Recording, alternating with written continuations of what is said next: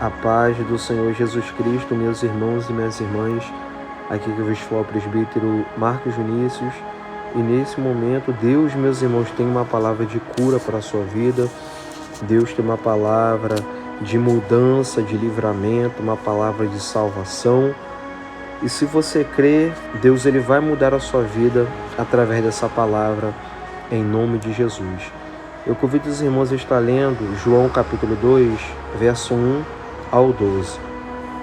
Um texto conhecido, um texto forte e poderoso, que é rico, meus irmãos, é rico em sabedoria e instruções para nós fazermos a vontade de Deus. No terceiro dia, houve um casamento em Caná da Galileia, e a mãe de Jesus estava ali. Jesus e os seus discípulos também foram convidados para o casamento.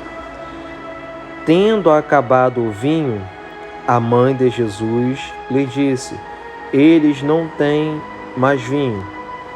Mas Jesus lhe disse: mulher, o que isto tem a ver comigo e contigo?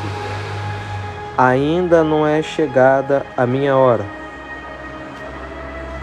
E ela disse aos que serviam: fazei tudo o que ele vos disser. Estavam ali 6 talhas de pedra que os judeus usavam para as purificações cerimoniais, e cada uma media de 2 a 3 almudes.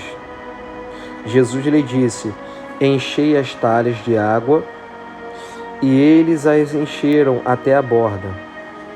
Então lhes determinou: tirai agora e levai ao encarregado da festa. Eles o fizeram. Quando o encarregado provou a água transformada em vinho, não sabendo de onde viera, se bem que os serviçais que haviam tirado a água o sabiam, chamou o noivo e disse: todos servem primeiro o bom vinho, e quando já beberam bem, servem o inferior. Tu, porém, guardaste o vinho bom até agora. Com este, Jesus deu início a seus sinais em Caná da Galileia, manifestou a sua glória, e os seus discípulos creram nele. Depois disso, desceu ele a Cafarnaum com sua mãe, seus irmãos e seus discípulos, e ali ficaram alguns dias. Amém, meus irmãos? Esse texto aqui é um texto muito forte. Eu tive relendo esse texto aqui. É um texto conhecido, tanto para mim como para você. Só que talvez para você, essa palavra aqui, ela não tenha muita eficácia. Talvez para você, seja um simples texto.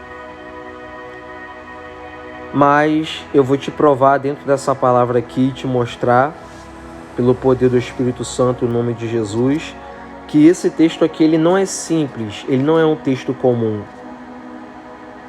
Você vai entender e vai ver que é Deus que controla, que manda e que faz todas as coisas através de sua palavra. Amém, meus irmãos? Jesus transforma a água em vinho. Eu creio que até mesmo quem não é crente, tem muitas pessoas que não é crente que conhecem essa passagem aqui, meus irmãos. Mas a maioria só sabe da parte que Jesus transforma a água em vinho. E a maioria não tem a ciência do contexto, do que acontece até ele transformar. Não foi assim de uma hora para outra. Ele não pega a água e transforma e acabou. Não. Tem um contexto, tem uma história, e é isso que eu vou estar relatando aqui, os detalhes do que aconteceu até ele transformar a água em vinho e o que acontece depois que ele transforma a água em vinho, tá bom, meus irmãos? Vamos explorar a Bíblia através desse texto de João capítulo 2, verso 1 ao 12, e vamos aprender o que o texto quer nos direcionar através do Espírito Santo, tá bom? Porque só o Espírito Santo pode me ensinar e pode te ensinar o que ele quer falar na palavra, tá bom? Então vamos entender o que o Espírito Santo ele quer falar comigo e contigo. No terceiro dia, houve um casamento em Caná da Galileia, e a mãe de Jesus estava ali. Ou seja, naquele tempo já tinha casamento. Há mais de 2000 anos atrás já tinha casamento. Eles tinham as formalidades deles para se casar. E no terceiro dia, a Bíblia mostra que Jesus, ele juntamente com a sua mãe e seus discípulos também, foram para Caná da Galileia. E mostra que eles foram convidados para o casamento. E o que a gente pode aprender? A gente pode aprender que Jesus, meus irmãos, com seus discípulos, eles não eram um tipo de crente fanático, meus irmãos, sabe? Não pode ir na praia, não pode sair, não pode ir para lugares. Eles não eram assim, meus irmãos. Isso é ser religioso. Você acha que eles não saíam, que eles não passeavam? Eles passeavam, meus irmãos. A Bíblia mostra Jesus com seus discípulos passeando, avistando os lugares, indo para os lugares. E no verso 2 e 3, do 1 ao 3, mostra que Jesus foi convidado para um casamento, juntamente com seus discípulos e com a sua mãe. E eles foram para o casamento. Sabe por que eu estou pregando isso? Porque tem pastor, tem lugares, meus irmãos, que ensina que você não pode fazer nada. Sabe? Paulo fala, meus irmãos, se você for estudar, Paulo fala, meus irmãos, que naquela época tinha alguns que estavam se privando, meus irmãos, da graça de Deus. Deus fez a natureza, criou lugares bonitos, a praia, a cachoeira, para a gente também aproveitar, meus irmãos. Só que tem gente que fala que isso é pecado. Tem gente que quer se privar de uma certa forma, de ignorar e não aproveitar as coisas que Deus também preparou, meus irmãos. Sabe? Então Jesus com seus discípulos, eles aproveitavam, meus irmãos, as coisas que Deus tinha feito. É claro que se eles foram para o casamento, lá também tinham pessoas que não eram do mesmo costume deles. É claro que se eles foram para o casamento, lá tinha pessoas que não tinham o mesmo costume que eles. E é claro também que eles tinham sabedoria para lidar com cada pessoa, meus irmãos. Você entende? Eles não iam para o casamento, eles não passeavam e pecavam contra Deus e se desviavam do mandamento de Deus, não. Eles iam para certos lugares e eles já sabiam que naqueles lugares iam ter pessoas que não faziam e que não viviam da forma que eles viviam. Mas eles tinham sabedoria para lidar em cada lugar, sabe? Então, meus irmãos, ser crente não é você se privar a ponto de você não poder sair de casa, sabe? Paulo fala que tudo me é lícito, mas nem tudo me convém. Paulo fala que todas as coisas me são lícitas, mas eu não me deixarei ser dominada por todas elas. Ou seja, nem tudo a gente vai poder fazer, isso é fato. Para não corromper o seu costume de santidade, de obediência e nem da doutrina da palavra. Nem tudo você vai poder. Nem tudo não significa tudo. Nem tudo é em excesso. Você entende? Porque tem coisas que você vai poder, mas com orientação de Deus, com sabedoria de Deus, porque se você não souber usar e aproveitar, você vai acabar se corrompendo. Então, meus irmãos, ser crente não é chato não, meus irmãos. Ser crente não é cafona não, tá bom? Ser crente é bom, é maravilhoso. Ah, irmão, mas o mundo pode fazer o que eles querem e eu não posso. O mundo pode fazer o que eles quiserem e eu não tenho essa liberdade. Mas você também tem que saber diferenciar uma coisa da outra. Tem coisas que eles têm, que você não vai ter, que eu não vou ter. E tem coisas que a gente tem que eles não vão ter, meus irmãos. Sabe? Isso é tanto como para um como para outro. Então, meus irmãos, ser crente, cristão, por mais que a gente viva na santidade e na obediência, não significa que você não vá poder fazer certas coisas. Você entende? Mas tudo que você for fazer, você tem que ter orientação, discernimento e saber aproveitar cada coisa e não se corromper com as coisas que você está aproveitando. Você entende? Você tem que ter sabedoria e pedir ajuda a Deus. Senhor, será que eu posso fazer? Será que é da tua vontade? Será que isso não vai me fazer pecar? Tem que pedir sabedoria e orientação a Deus. Então os discípulos, meus irmãos, eles foram convidados para o casamento. E eles foram para o casamento. Eles aproveitavam, meus irmãos, os momentos festivos, sabe? Porque ser crente não é, meus irmãos, você se isolar do mundo. Como diz uma frase, ser crente não é você se isolar do mundo, mas é você viver nesse mundo sem se contaminar com ele. Porque na oração, lá em João, aqui em João também, quando Jesus orou ao Pai, ele falou bem assim, Pai, ele orando para os seus discípulos, Pai, eu não os peço que os tire do mundo. Não é sair do mundo. Não é evitar o mundo. Mas para que os livre da tentação. Os livre desse mundo. Ou seja, a gente está no mundo, mas a gente não pode se corromper com esse mundo. Você vai sair, você vai aproveitar os momentos, os lugares, mas você não pode se corromper, você não pode ceder ao pecado, você não pode ceder às tentações dos lugares que você vai aproveitar. Louvado seja Deus. Porque, meus irmãos, parece que estamos aqui na terra. Estamos aqui, mas não para se conformar com o que está aqui. Estamos aqui, mas não para se corromper com o que está aqui. Estamos aqui para fazer a diferença, meus irmãos. E não deixar as coisas que estão aqui corromper aquilo que a gente já aprendeu. Louvado seja Deus. Então eles vão para o casamento. Aí no verso 3, mostra que no casamento acaba o vinho.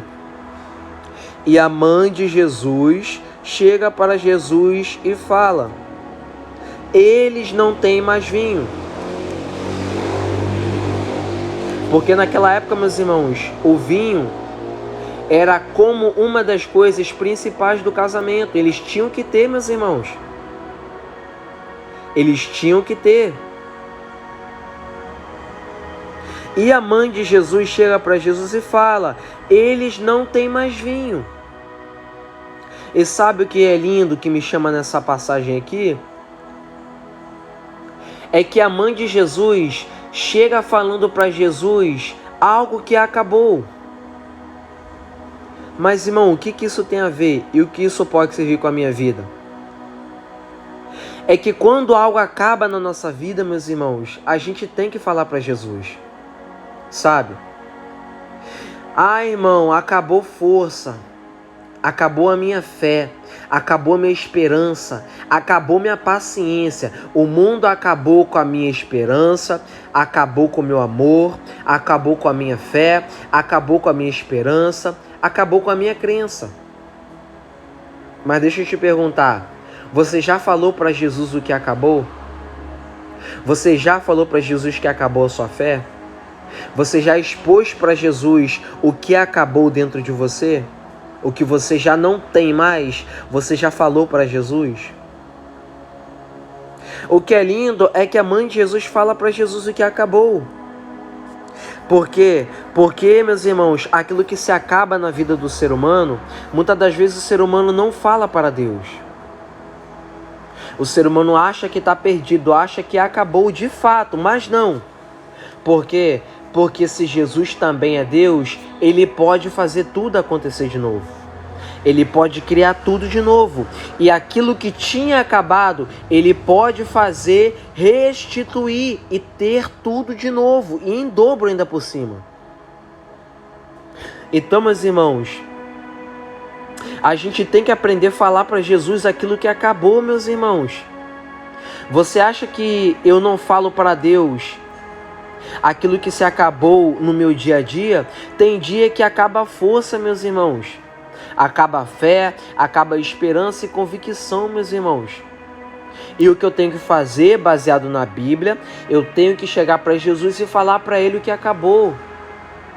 Deus, o dia foi tão difícil, o dia foi tão cansativo, e eu estou aqui, Pai, sem força, estou aqui vazio, estou puro, não tenho nada, não estou crendo em nada, estou sem fé para nada, acabou tudo para mim, Senhor.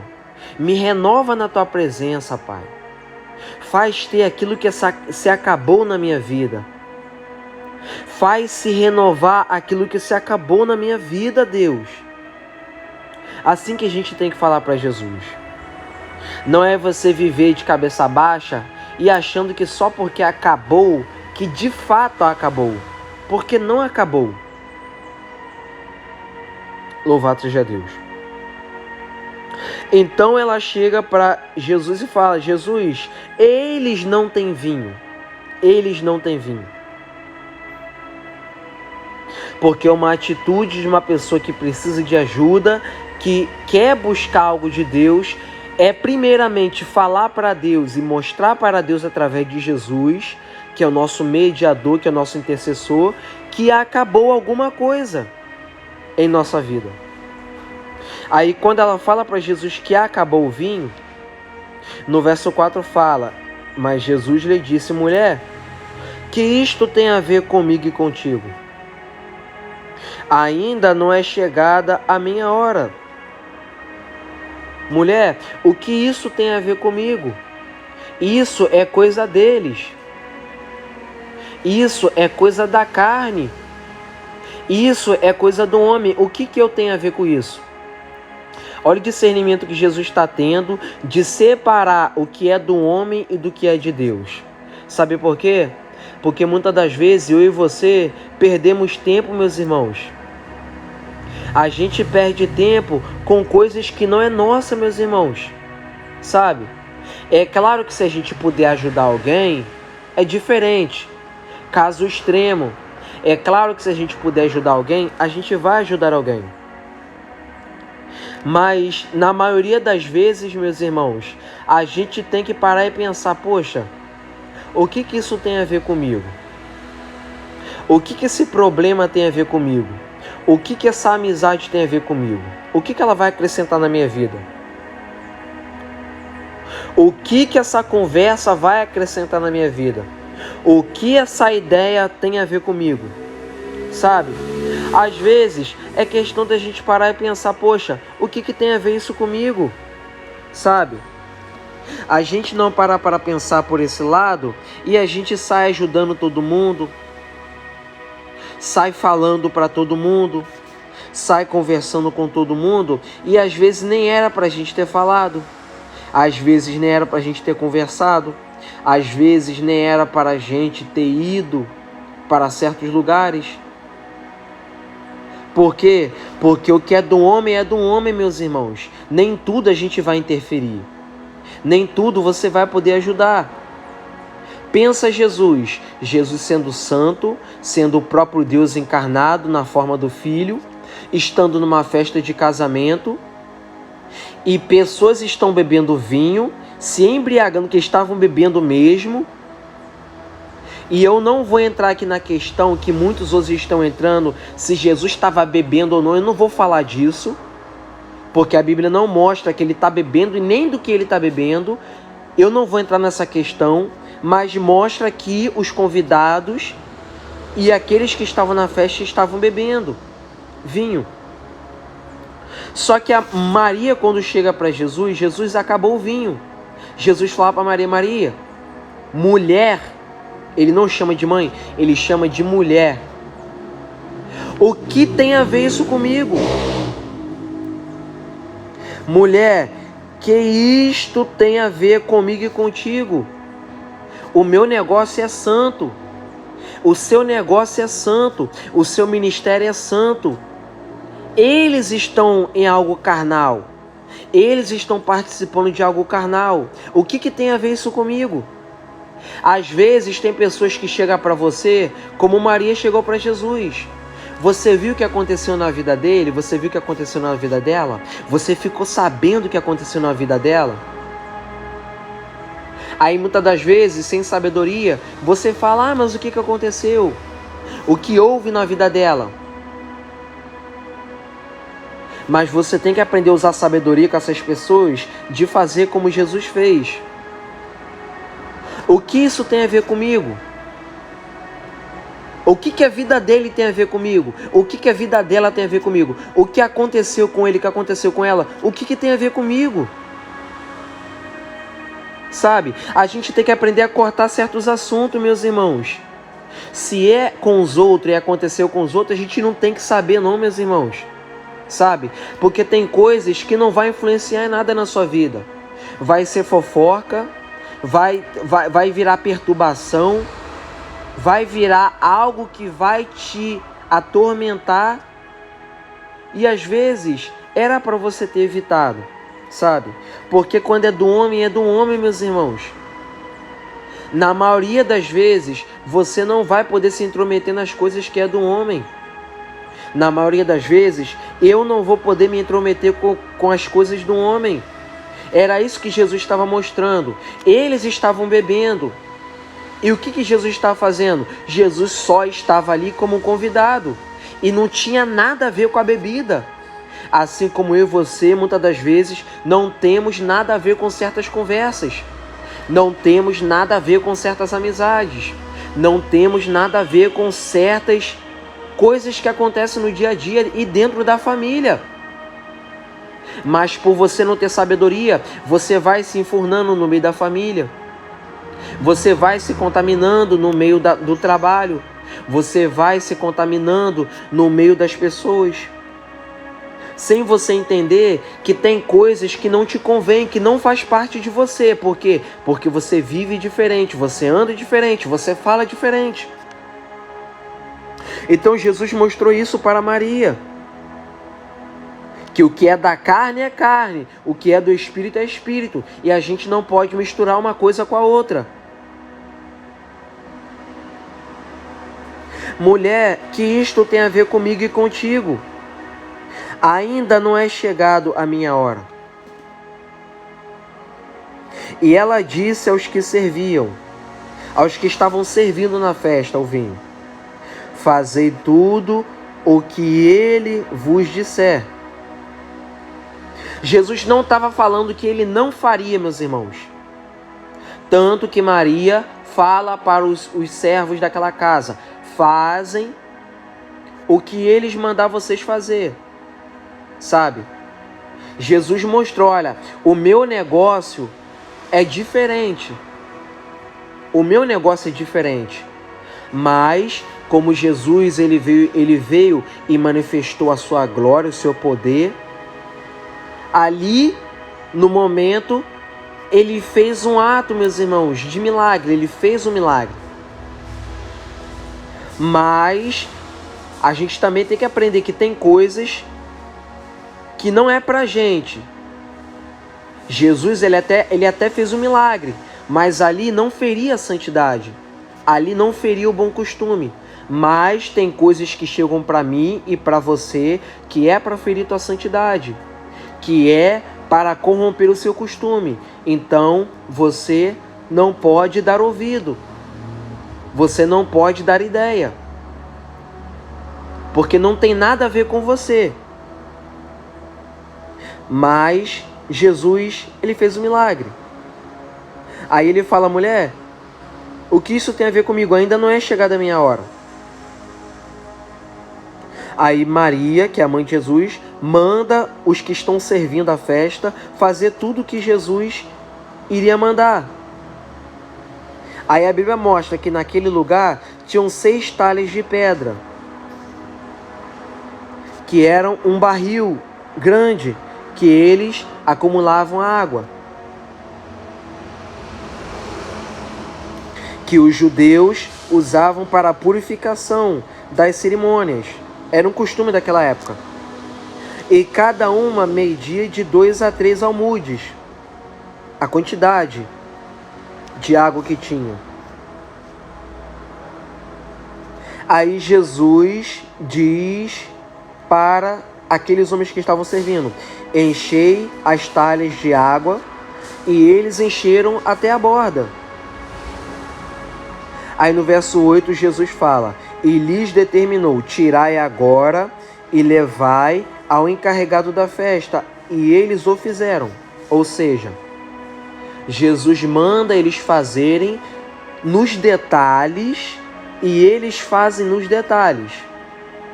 Você lembra de Deus quando mandou Noé construir a arca? Noé, pega a madeira, pega o betume, pega isso, pega aquilo, pega isso, pega aquilo, e Noé fez tudo. E deu tudo certo no final. Jesus aqui no Novo Testamento, ele manda fazer isso, manda fazer aquilo, manda fazer aquilo. E assim eles fazem, os servos fazem, e dá certo no final, tudo dá certo. Sabe por quê? Porque, meus irmãos, a gente tem que aprender que está com Jesus, e quando Jesus manda a gente fazer alguma coisa, a gente tem que fazer nos mínimos detalhes, meus irmãos. Sabe? Quando Deus manda você orar, não é você só orar por orar. Você tem que orar nos detalhes das palavras que vá tocar o coração de Deus. Quando Deus manda você cantar um hino, quando Deus manda você pregar uma palavra como eu estou pregando aqui, eu vou pregar uma palavra para ensinar nos detalhes. Por quê? Porque se Deus mandou pregar a palavra para você, eu vou ensinar ela nos detalhes para você aprender nos detalhes. Eu não vou pregar só por pregar. Eu não vou falar de Deus só por falar. Eu vou falar no mínimos detalhes, ensinando a santidade, a reverência, o temor e o respeito à palavra de Deus, com tudo que Deus está mandando na palavra. Então, para dar certo o que você está buscando, você tem que fazer no mínimos detalhes. Você que está fazendo campanha, você que está buscando mudança, você tem que buscar, você tem que fazer tudo no mínimo detalhe. Não faça só por fazer, não busque só por buscar, busque no mínimos detalhe, tentando fazer com perfeição, tentando fazer com amor, tentando fazer com dedicação, tentando fazer o melhor seu para Deus. Por quê? Porque quando Deus manda fazer, a gente tem que fazer com perfeição, meus irmãos. Sabe por que muitas pessoas não conseguem pregar, não conseguem executar aquilo que Deus chama? Porque a pessoa, quando vai fazer, faz de qualquer jeito, sabe? E não consegue fazer da forma que Deus tinha mandado fazer. Por quê? Porque Deus mandou fazer nos detalhes. Faz assim, faz assim, faz assim. A pessoa foi e fez tudo de uma vez. Fez tudo de uma hora. E acabou se embolando. Acabou se confundindo e não conseguindo fazer o que era para fazer. Meus irmãos, estar com Deus e viver com Deus é tudo no detalhe, sabe? Eu estou pregando hoje, mas ontem eu orei para pregar hoje. E para pregar hoje, eu jejuei semana passada, eu jejuei semana retrasada, eu jejuei, me preparei semana retrasada só para estar pregando hoje. Mas irmão, você está falando isso para se engrandecer. Não, eu estou te dando uma base de que para fazer as coisas para Deus, você tem que se antecipar, você tem que se preparar no mínimos detalhes antes de você fazer. Eu não estou aqui pregando por pregar. Eu me preparei uma semana antes. Eu me preparei dias antes. Eu orei dias antes. Eu pedi a Deus dias antes. Por quê? Porque para fazer para Deus tem que ser no mínimo os detalhes. Você entende? Eu não vou orar a Deus hoje no dia que eu vou pregar. Eu não vou buscar a Deus só hoje no dia que eu vou pregar. Não, eu vou buscar uma semana antes, vou me santificar, vou me separar, vou jejuar, vou fazer as coisas no mínimo detalhe, antes de eu fazer, como hoje eu estou fazendo. Por quê? Porque para mim fazer para Deus, eu já aprendi que tenho que fazer no mínimo detalhes. Tenho que ler antes, tenho que reler antes, tenho que buscar antes, tenho que me preparar antes, sabe? Então você que está me ouvindo, faça tudo no detalhe, sabe? Não perca os detalhes, é o detalhe que faz a diferença de tudo. É o detalhe que vai mudar todo o contexto, meus irmãos. É o detalhe que vai mudar a pregação. É o detalhe que vai mudar a sua forma de orar. É o detalhe que vai mudar a sua forma de fazer campanha, sabe? Às vezes você está fazendo de qualquer jeito, de qualquer maneira, indo para a igreja, cantando, pregando de qualquer jeito. Aí você fica pensando, poxa, mas parece que eu não estou conseguindo, parece que não vai dar certo. Mas espera aí, você está fazendo de qualquer jeito. Está indo para a igreja de qualquer jeito, faz a mesma oração, busca da mesma coisa, pede aquela mesma coisa, aquela mesma mesmice. Não, pensa nos detalhes, sabe? Ora nos detalhes, canta nos detalhes, prega nos detalhes. Lê a Bíblia para aprender detalhadamente o que ela quer dizer. Faça tudo no detalhe, meus irmãos. E é assim que você vai aprender sempre coisa nova. É assim que você sempre vai cantar algo novo. É assim que você sempre vai obedecer a Deus em algo novo. Sempre nos detalhes do dia a dia, do trabalho e quando você tiver que fazer alguma coisa para Deus.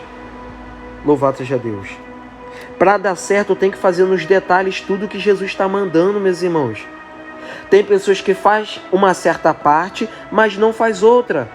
Pula um detalhe. Ah, que nada, isso não tem nada a ver. E às vezes, aquele nada a ver que aquela pessoa falou era o detalhe que faria toda a mudança na vida daquela pessoa. Então, não perca os detalhes da vida, sabe? E isso não é só dentro da igreja, não. Isso é fora da igreja, meus irmãos. Isso é tudo no meio da sua família, sabe? No meio dos seus parentes. Quando você estiver indo para algum lugar, aproveitando, viajando, aproveita os detalhes. Olha aquilo que você nunca tinha olhado. Preste atenção naquilo que você nunca tinha prestado atenção. Não vá só para um lugar, só por ir, não. Olha para os detalhes do lugar. Olhe para os detalhes do ambiente que você está. E é assim que você vai aprender. E a dar valor também às coisas no detalhe. Então, no verso 7, 6 e 7 e 8, Jesus manda aqueles homens fazerem as coisas no detalhe e acaba que aqueles homens fazem tudo no detalhe, tudo certinho. Aí no verso 9, quando eles levam, os que estavam servindo, eles levam o encarregado, a Bíblia fala, quando o encarregado provou a água transformada em vinho, não sabendo de onde vieram, se sabem que os serviçais que haviam tirado a água o sabiam, chamou o noivo. Ou seja, os homens que fizeram tudo no detalhe para Jesus, eles sabiam da onde a água tinha sido transformada. Aí quando eles levam para o encarregado da festa, ele fica impressionado, ele fica impactado. E ele não sabe da onde que vem aquele vinho que Jesus tinha transformado, e foi algo tremendo. Mas aqueles que tinham feito o que Jesus tinha mandado, eles sabiam. Sabe o que isso quer dizer? É que quem está disposto a fazer o que Jesus está mandando fazer nos detalhes, também vai ver e vai ouvir, vai experimentar coisa que pessoas que não fizeram, que não obedeceram a Jesus. Tem pessoas, meus irmãos, que não vai experimentar o que eu estou experimentando de Jesus, sabe? Tem pessoas que não vai experimentar o que você está experimentando, que Jesus mandou você fazer, sabe? Só tem como, meus irmãos, a gente experimentar e saber de onde vem quando é de Jesus, meus irmãos. Quem está de fora, que muitas das vezes não conhece, não sabe, vai perguntar, ué, mas como que ele foi usado assim? Como que Deus mudou a vida dele? Como que Deus mudou a vida dela? Eles não sabem. Mas você que fez o que Jesus mandou, você que abandonou o pecado, você que renunciou ao mundo, você que fez tudo que Jesus mandou, só você sabe os detalhes e os sacrifícios que você teve que ter para hoje você viver essa vida. Que muitas das vezes quem olha para você até pergunta, poxa, mas como que ele fez isso? Como que ela fez isso? Não foi eu que fiz, não foi ela que fez. A gente fez o que Jesus mandou. A gente obedeceu Jesus e a nossa vida foi transformada. Só que quem está fora e não viu o que Jesus que mandou fazer, eles ficam impressionados. Como que essa pessoa mudou assim? Nem eles sabem, eles não sabem como que a nossa vida mudou. Eles não sabem como que nós fomos libertos. Aí eles ficam impressionados. Como que eles conseguiram? Como que elas conseguiram? Não, a gente não conseguiu. A gente só simplesmente obedeceu a Jesus. E quem obedece a Jesus vive coisas que muitas das vezes quem não obedece não vive, meus irmãos. Sabe? Então, aqueles homens que tinham obedecido a Jesus, eles viram coisas que quem estava na festa não viram, meus irmãos, que foi a água ser transformada em vinho, sabe? Porque quem está com Jesus vê coisas que ninguém vê, meus irmãos, sabe? Quem está com Jesus ouve coisa que ninguém pode ouvir e que ninguém nunca ouviu, meus irmãos. Olha o privilégio de você estar com Jesus. Olha a honra que você tem de estar com Jesus. Sabe? Você está aqui ouvindo essa palavra, mas você está aqui ouvindo coisas que você nunca ouviu. Você está aqui ouvindo essa palavra, aprendendo coisas que você nunca aprendeu. E que pessoas nunca aprendeu. Por quê? Porque você está com Jesus. Você está aqui ouvindo Jesus. E por você estar aqui ouvindo Jesus, você está ouvindo e aprendendo coisas que muitas das vezes pessoas que estão no mundo nunca ouviram e que nunca aprenderam, meus irmãos. Louvado seja Deus. O encarregado da festa, ele não sabia de onde tinha vindo aquele vinho. Aí ele experimenta e também chama o noivo para também experimentar.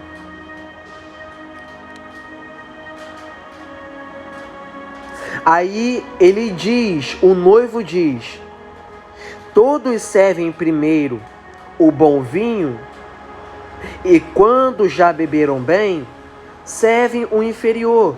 Ou seja, naquela época, eles tinham um costume de beber o melhor para se embriagar, porque quando é festa da carne é assim, eles fazem tudo logo de uma vez para se embriagar, e o que vier é lucro, assim quem está no mundo. Não é assim? É assim, porque eu também vim do mundo, eu sei que é assim.